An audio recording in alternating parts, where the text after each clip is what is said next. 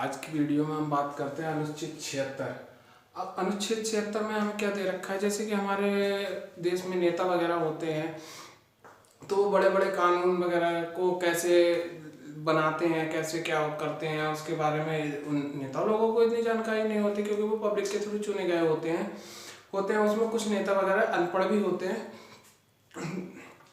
तो इसके बारे में आप लोगों को पता ही, कुछ जैसे मुलायम सिंह यादव वगैरह जो पहले नेता वगैरह थे, तो भाई नेता लोग इतने बड़े बड़े फैसले कैसे लेते हैं और कानून के बारे में उनके पास इतनी जानकारी कैसे आती है जिससे वो इतने बड़े बड़े फैसले लेते हैं। तो उसके लिए अनुच्छेद 76 है।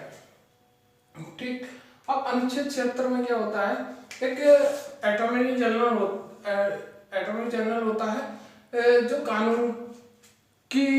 कानूनी सहायता सरकार को देता है। ये केंद्र सरकार का होता है। इसे हिंदी में महान्यायवादी कहा जाता है।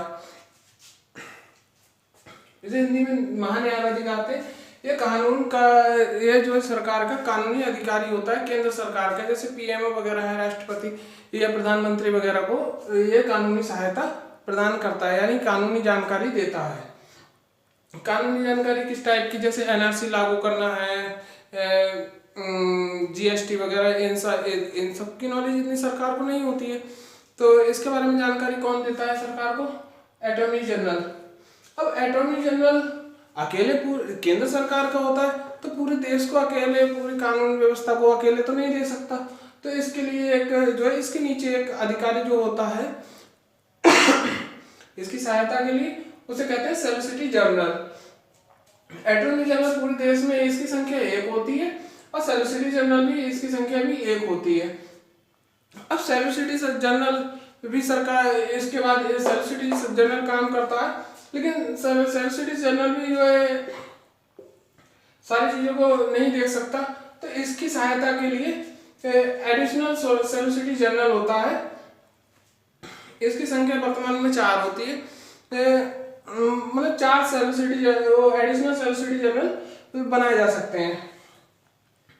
अब सॉलिसिटर जनरल की नियुक्ति कौन करता है? सॉलिसिटर जनरल की नियुक्ति जो राष्ट्रपति के द्वारा की जाती है। राष्ट्रपति वैसे तो इसे जो है प्रधानमंत्री ही नियुक्त करता है, बस केवल राष्ट्रपति की जो है हस्ताक्षर की जरूरत होती है। इसमें मेन काम जो है प्रधानमंत्री का ही रहता है, पीएमओ का। ठीक है, अब इसके कार्य क्या होते हैं? ये सरकार का प्रथम विधि अधिकारी होता है। यह सरकार का प्रथम विधि अधिकारी मतलब जो सरकार को कानूनी फैसलों के बारे में जानकारी देने वाला या राय मशवरा करने वाला जो है पहला जो है विधि अधिकारी होता है। ठीक है, सरकार को कानूनी सहायता एवं विधि सहायता, जो सरकार को कानूनी सहायता और विधि सहायता वगैरह भी प्रदान यही करता है। एक चीज और देखते हैं, इसकी जो है एजुकेशन इसकी कितनी होनी चाहिए? एक सुप्रीम कोर्ट के जज के बराबर इसकी क्वालिफिकेशन होती है। मतलब ये जो है एक तरह से सुप्रीम कोर्ट का जो जज होता है उसके बराबर की नियुक्ति होती है इसकी। जैसे हम मान लेते, जैसे डीएम बनने के लिए, यूपीएससी का एग्जाम देने के लिए, आईएएस बनने के लिए ग्रेजुएशन की आवश्यकता होती है, उसी टाइप से ये होती है।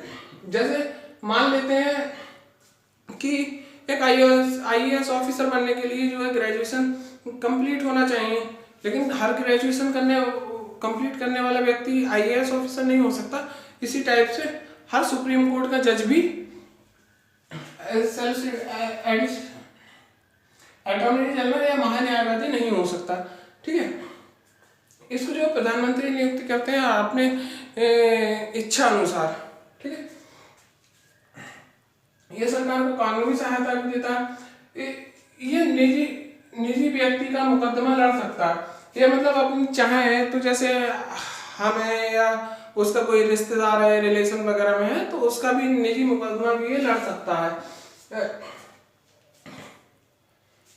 भारत के किसी भी न्यायालय में सरकार की पैरवी मुकदमा लड़ सकता है। यानी कि जो है भारत के अंदर जितने भी न्यायालय हैं, चाहे वो सुप्रीम कोर्ट, हाई कोर्ट वगैरह, जो डिस्ट्रिक्ट कोर्ट वगैरह कुछ भी हो, तो वहां पर जो है सरकार के लिए मुकदमा लड़ सकता है या मुकदमे की पैरवी कर सकता है, ठीक है, लेकिन सरकार के विरुद्ध नहीं जा सकता।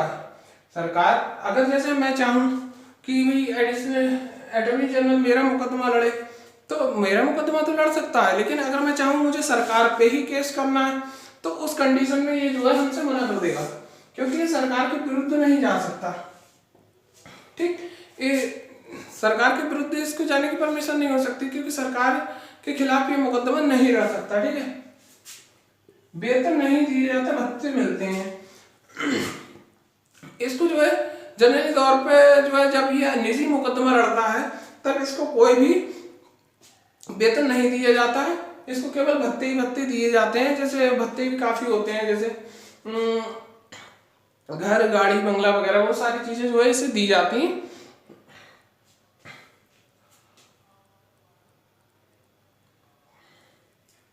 संसद का सदस्य ना होकर भी किसी भी सदन में बोल सकता है। यह जो है संसद का सदस्य ना होकर भी ये संसद का सदस्य नहीं होता है।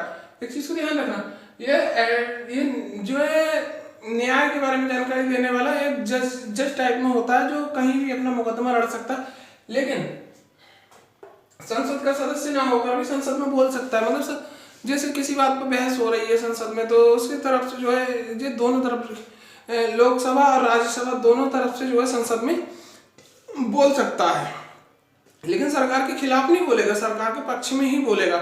ठीक है, अनुच्छेद 88 के अनुसार संसद की कार्यवाही में भाग ले सकता है, किंतु मतदान नहीं कर सकता। यह जो है इसके बारे में हमारे संविधान में अनुच्छेद 88 में दिया गया है कि ये जो है संसद की कार्यवाही में भाग तो ले सकता है, लेकिन जो है मतदान नहीं कर सकता। जो सांसद वगैरह चुने जाते हैं उसके लिए ये मतदान नहीं कर सकता। अब इसमें हम लोग एक चीज और देखते हैं, ये तो हो गया केंद्र सरकार का, लेकिन अब राज्य सरकार का भी, ये तो केंद्र सरकार की सहायता के लिए हो गया। जैसे केंद्र सरकार को कानूनी सहायता यही देता है अटॉर्नी जनरल, महान्यायवादी, लेकिन राज्य सरकार के लिए भी कोई ना कोई होना चाहिए। तो राज्य सरकार के लिए जो होता है वो होता है महाधिवक्ता, एडवोकेट जनरल। जो एडवोकेट जनरल होता है उसका जिक्र जो हमारे संविधान में अनुच्छेद आर्टिकल 165 में दे रखा है। तो यह जो है राज्य सरकार को कानूनी सहायता देता है। ठीक है, अब महाधिवक्ता तो हमने देख लिया कि केंद्र सरकार को कानूनी सहायता देता है, लेकिन राज्य सरकार के लिए भी जो चाहिए होता है कानूनी सहायता के लिए, वो होता है महाधिवक्ता, एडवोकेट जनरल।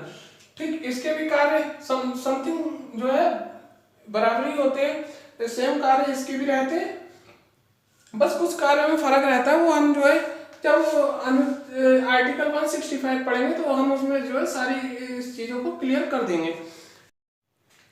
इसमें थोड़ा सा एक चीज और देखते हैं,